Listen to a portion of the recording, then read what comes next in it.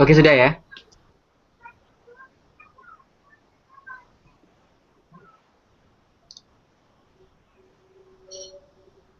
Halo. Halo, Untuk Mas Dion, Mas Christian udah siap? siap, Oke. siap. Ya, ya, Assalamualaikum ya. warahmatullahi wabarakatuh. Oke, oke. Waalaikumsalam Assalamualaikum warahmatullahi warahmatullahi wabarakatuh. wabarakatuh, teman-teman. Selamat malam untuk teman-teman eh, PB dan selamat pagi untuk Mas Dion sama Mas Christian ya yang sudah meluangkan waktunya berkenan. Dan kita langsung aja di sini ada dua pemateri kita untuk teman-teman PB. Ada Mas Dion Efricium Ginanto, PhD Student in Educational Administration dari Michigan State University College of Education. Kemudian juga ada Mas Christian Adiputra yang sekarang sedang study di Arizona, Mas ya. Ya, University of Arizona. Untuk untuk yang pertama kita akan persilakan terlebih dahulu untuk Mas Dion Efricium Ginanto untuk memberikan materi kepada teman-teman PB. Sebelumnya Mas Dion Efricium Ginanto ini di tahun 2003 ya sampai 2008 berkuliah di Universitas Jambi Indonesia, kemudian di tahun 2009 di University of Putra Malaysia, dan di tahun 2012 sampai 2014 itu di Michigan State University, dan di tahun 2014 sampai sekarang di Michigan State University. Untuk yang pertama ini dipersilakan dulu untuk Mas Dion Efricium Ginanto untuk memberikan materinya kepada teman-teman. Silakan untuk Mas Dion. Baik, terima kasih Mas Suko, terima kasih Mbak Ina, terima kasih pemburu beasiswa. Assalamualaikum warahmatullahi wabarakatuh. Terima kasih atas waktu yang diberikan, merupakan suatu kehormatan bagi saya untuk bergabung di pemburu beasiswa. Mudah-mudahan teman-teman yang tergabung di pemburu beasiswa nantinya dapat memperoleh beasiswa sesuai yang diharapkan, tentunya di Amerika Serikat begitu ya. Amin. Seperti yang diperkenalkan oleh Mas Suko tadi, memang saya di Michigan State University. Ini adalah tahun pertama saya mengambil kuliah di sini. Sebenarnya saya masih belum tepat untuk memberikan materi ini karena masih orang baru, tapi ya tidak apa-apa. Niat saya adalah untuk sharing saja. Kalau ada teman-teman yang nanti ingin didiskusikan, tentu boleh, nanti saya akan bagi email saya. Judul slide saya ini bisa dilihat? Halo? Bisa ya? Bisa. Ya, oke. Jadi ini adalah menembus kampus Amerika Serikat. Saya beri judul ada GA, ada RA, ada TA. Juga saya ingin menyapa ini pembicara yang kedua ini, Kakak Christian Adiputra yang di Arizona. Jadi saya mulai dulu ya, Kakak Christian, untuk ini slide saya yang saya duluan. Jadi apa itu GA, RA, dan TA untuk teman-teman yang ingin kuliah S3? Jadi ini saya pertama fokus dulu ke S3 dulu ya, yang ke PhD dulu. Nanti kalau ada teman-teman yang ingin fokus ke S2, itu ada materinya dari Kak Christian. Kalau saya ini fokus dulu ke S3, tapi saya juga tidak menutup kemungkinan untuk nanti bisa membahas juga yang beasiswa S2. Jadi GA, RA, dan TA, apa itu GA? Nah, GA adalah Graduate Assistant. Graduate Assistant itu adalah assistantship atau beasiswa yang diberikan kepada anak S3 atau anak PhD. Tapi dia tidak bekerja dengan profesor, dia tidak mengajar, Graduate assistant itu lebih kepada mereka sebagai pembantu umum di sebuah departemen di mana dia kuliah. Saya saat ini dapat ini nih, saya dapat graduate assistant. Jadi saya pembantu umum. Jadi kalau departemen saya ingin mengadakan conference, mengadakan seminar, atau memanggil profesor dari luar negeri atau dari state lain untuk mengadakan talk atau mengadakan semacam kegiatan-kegiatan ilmiah, saya akan dipanggil untuk menjadi volunteer. Selain di graduate assistant, saya juga dipekerjakan atau dipinjamkan di sebuah professional development di bawah Office of International Study yang di bawah College of Education. Jadi saya bekerja di sana, namanya Lattice. Tidak bisa di full screen, Mas. Gimana cara full screen-nya? Ini udah udah maksimal. Sebentar. Lebih kelihatan? Lebih kacau ya? Sebentar. Begini aja kali ya. Oke. Ya. Jadi saya dipekerjakan di Lattice. Saya bertugas untuk mengarrange sebuah professional development atau sebuah pelatihan untuk guru-guru yang ada di East Lansing dan juga untuk mahasiswa internasional yang ada di bawah College of Education. Jadi saya bekerja di situ juga.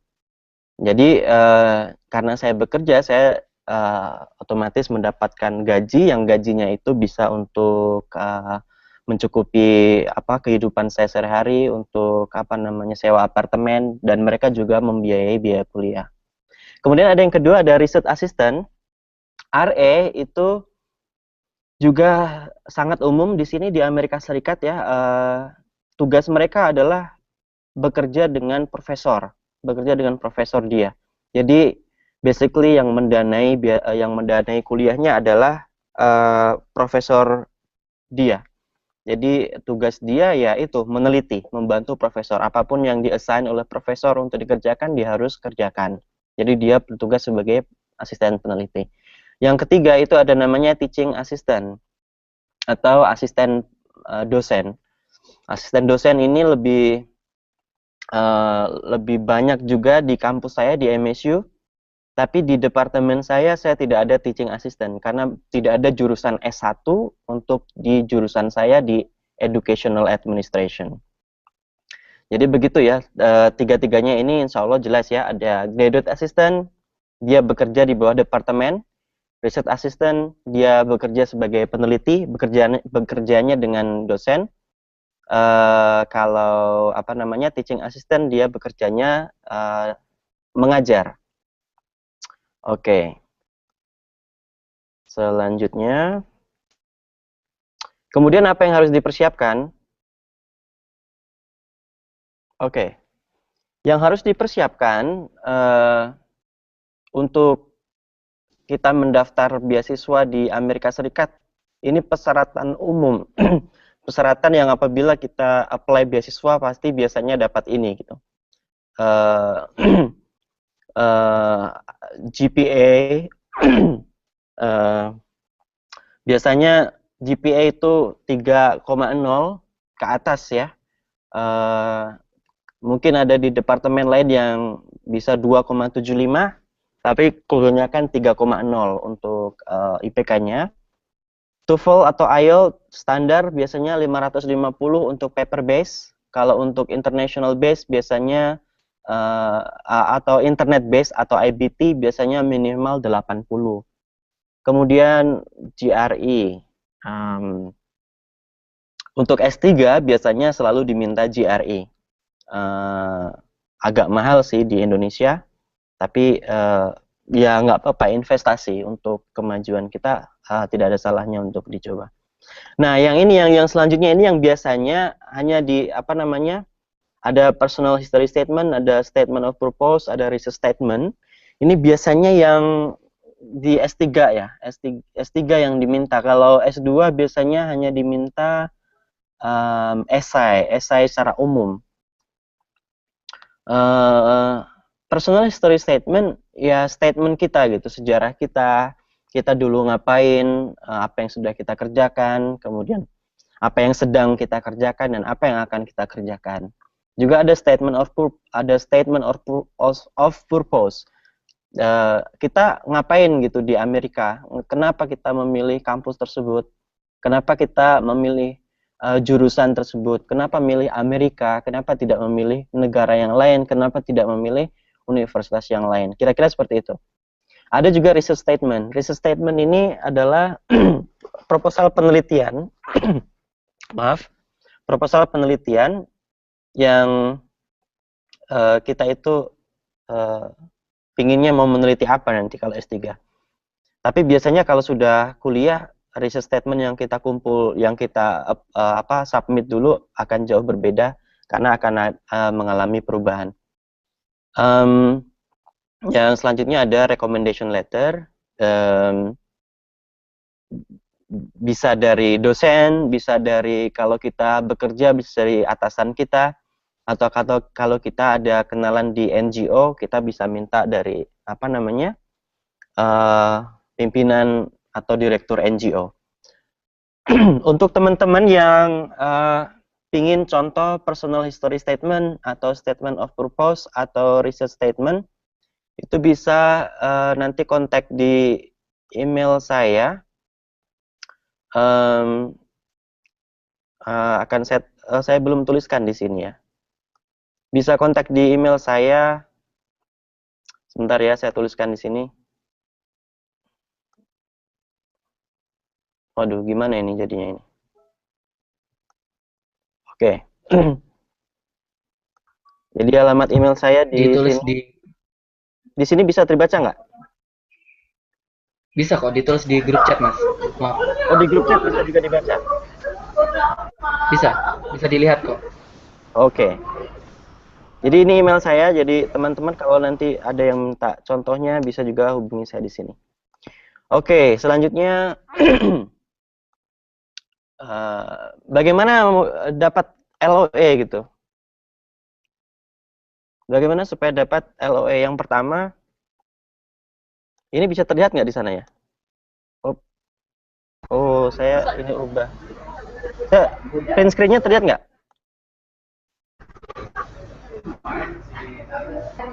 Oke. Sudah terlihat ya? Terlihat, Mas. Terlihat apa enggak? Enggak. Halo? Enggak terlihat. Ininya screen share-nya nggak terlihat? Halo, nggak terlihat, Mas? Tidak. Oh, coba ya. Saya ulang lagi ya.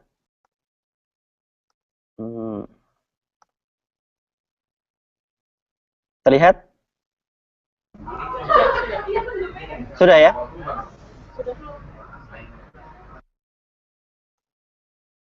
Sudah terlihat kan? Sudah. Oke. Ya. Bagaimana cara masih belum, mendapatkan kalau di layar saya masih belum.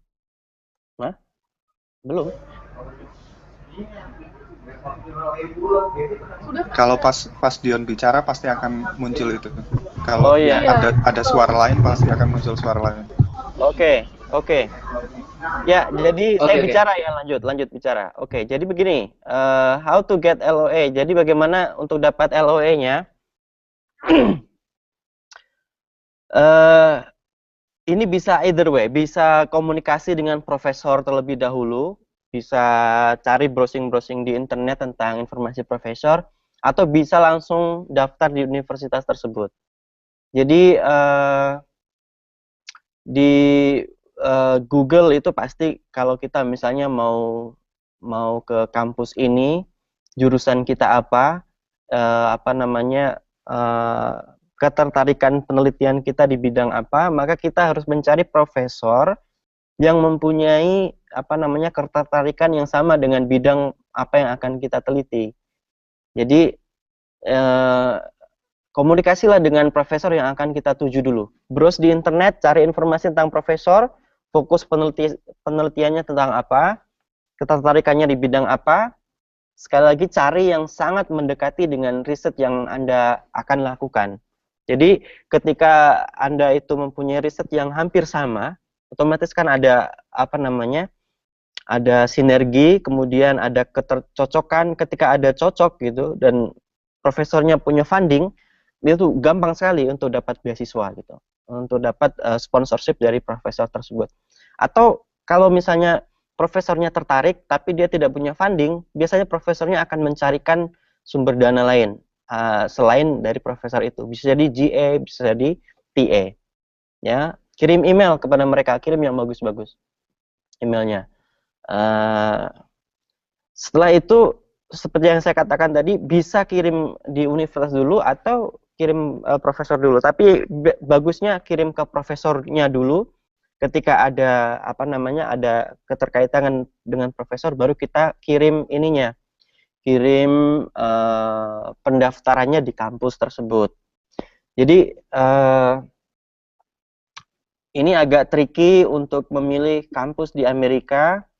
Kita biasanya di Indonesia itu terjebak pada nama besar dari kampus tersebut. Let's say ada Harvard, ada Stanford, ada UCLA, atau kampus-kampus besar lainnya. Kita terjebak di situ dan kita kepingnya masuk di kampus besar. Padahal kampus besar itu tidak menjamin departemennya bagus gitu. Sebagai contoh misalnya di MSU itu ada departemen, ada teacher education. Itu teacher education itu peringkatnya bisa jadi lebih tinggi peringkat rankingnya dibandingkan dengan jurusan teacher education yang ada di Stanford atau di Harvard. Itu contohnya ya. Jadi jangan terjebak seperti itu. Jadi cari saja kampus yang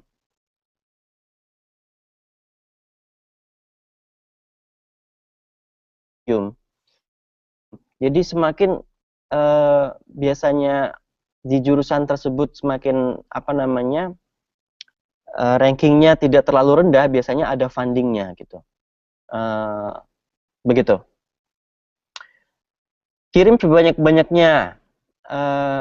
Ada juga kampus di Amerika Serikat itu yang mendaftarnya gratis. Sebagai contoh, saya tahun kemarin mendaftar di University of Pennsylvania, itu pendaftarannya gratis. Jadi kalau dari Indonesia bisa saja langsung aja apply. Di sana tidak perlu bayar. Ada juga kampus-kampus yang bayar biasanya rata-rata $70 sekali aplikasi. Nah, di Indonesia tentu kita kendalanya di situ. Kita tidak punya credit card. Kalau kita tidak punya credit card, itu pernah si Kak Christian itu mendaftar di Arizona tapi tidak punya credit card, itu pakai credit card temennya. Jadi kalau yang belum punya credit card bisa minta tolong temennya untuk membayarkan, baru kita nanti membayarkan ke dia gitu. Tapi kalau sudah punya credit card, itu lebih gampang lagi gitu. Jadi rata-rata itu untuk kampus di Amerika, range-nya antara 50 sampai 100 untuk biaya pendaftaran, $100. Agak mahal sih. Tapi ada juga banyak yang gratis pendaftarannya. Jadi begitu, setelah dapat lampu hijau dari yang ini sudah saya bahas tadi ya, baru kita transaksi untuk membayar uang aplikasi.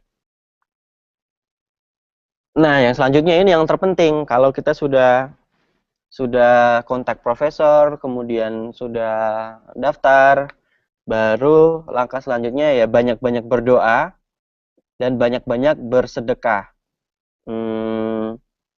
Minta orang tua dan teman-teman untuk mendoakan.